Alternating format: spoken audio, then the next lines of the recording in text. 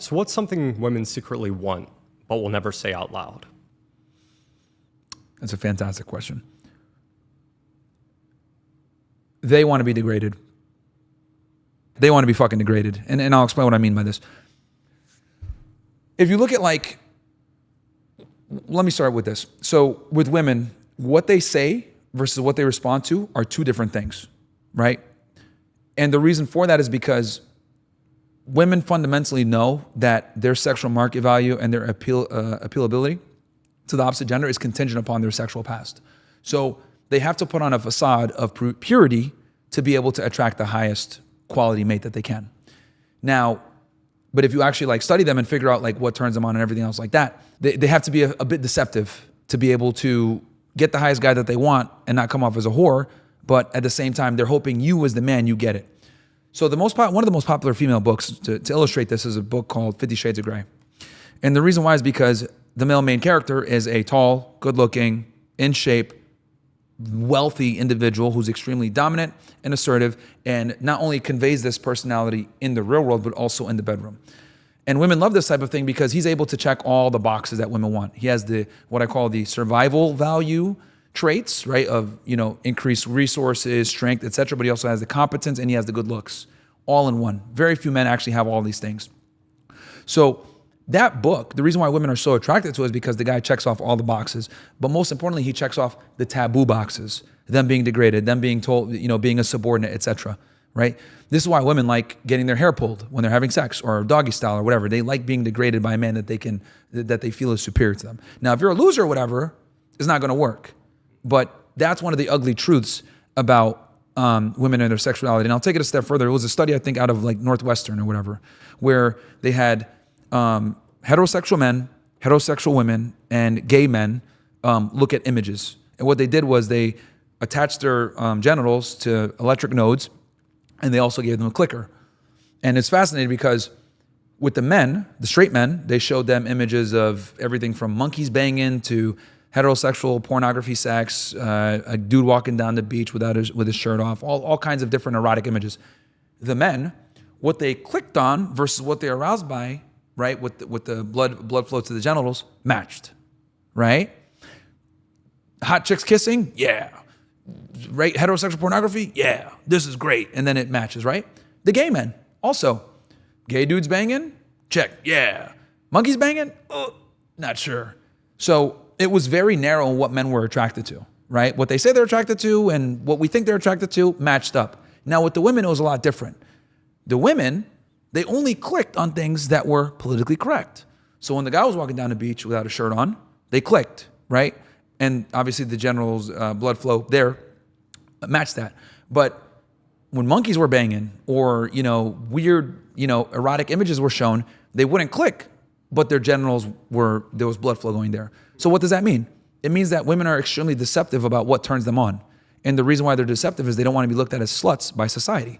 So it's your job as the man to kind of know that to be attractive to women, you just have to get it. You can't ask her what turns you on. She doesn't want to tell you because you're going to think she's a whore. And that will destroy her ability to lock you in as a potential long-term suitor. So this is this dance, this strange little dance that women have where they can't be upfront and honest about this. This is precisely why I tell men to never fucking listen to female dating coaches. The carnal side of female nature where they will fight tooth and nail to keep a guy if they find him extremely arousing and attractive. And when you have other women and they know that they have to compete with that woman, they'll do shit like that. This is why I tell guys, don't chase these girls. They're fucking useless. Like as a man, you have to bring way more value to the table than they do. So you're better off getting your value up, having a girl, and then other women are going to want you, or if you maintain your sexual market value, understand game, understand nature, everything else, well, female nature and how they move, that's going to serve you a lot more than chasing girls that don't like you. Because when a woman doesn't like you, she's going to make your life miserable, dude. She's going to make it miserable. She's going to, make you comply with her. She's going to withhold sex from you for compliance. Oh, you got to take out the trash or else you're not going to get no nookie tonight. All this other bullshit. If your girl is dangling sex against you for compliance, you lost. Should never be that way. That's her fucking job. Should a guy do that to a woman? Dangle sex against her? Sure. And the reason why I say that before, the females in the comment section go crying, which who cares about your opinion anyway? The reason why I say that is because no one gives a fuck what women think. Who am I kidding? The reason why I say that is because as a man, right? you have to come to the table with way more value than she does, right? You have to be competent. You have to have money. You have to have status. Or if you don't have it, you better fucking get it, right? She's with you for some type of reason that will benefit her in the future. You better have potential. Meanwhile, when she comes, she's just bringing herself. You don't expect as much from her. So if she's only bringing one real tangible asset herself, meanwhile, you're bringing all these other assets, the one thing that she brings holds a lot more value, right? So if she's not having sex with you, she's fucking useless. Why are you here, bitch? Like, why? Meanwhile, for you, if you're not having sex with her, well, she's still getting the benefit of boyfriend energy. She's still getting protection. She's still getting provisioning. She's still getting the leadership. Like, we have to bring so many goddamn things to the table where if we decide not to give her one of them, she's still going to benefit. But on the other hand, if she decides to not give her main commodity because it's her only real commodity, you don't benefit at all. It's a waste of your fucking time. And that's why I tell guys, if your girl's not having sex with you or trying to compliance from you in return for sex, get rid of her because she thinks that she has power. And anytime that the dynamic is she has more power than you or more leverage than you, it's a matter of time until the relationship ends and it's going to be miserable. You never want a woman to be in a position where she feels like she's the boss, she feels like she's a leader, she feels like she can get you to comply with her demands. It's going to be a miserable existence for you. It's got to be the other way around. Women are terrible, terrible fucking people when they have leverage in a relationship. They will cheat on you. They'll make you look like an idiot. They'll emasculate you. They'll fucking be grabbing your ear in a Target, right? Yelling at you and berating you. Like, when they have the authority over you, it's very bad. But when you have the authority over them, it's natural. It makes sense. They naturally follow you. You're naturally in your masculine. She's naturally in her feminine, right? We know how to behave when we have leverage and power. Well, and I know some people might say, well, Myron, they're just going to cheat, blah, blah. Okay, you dumb bitch.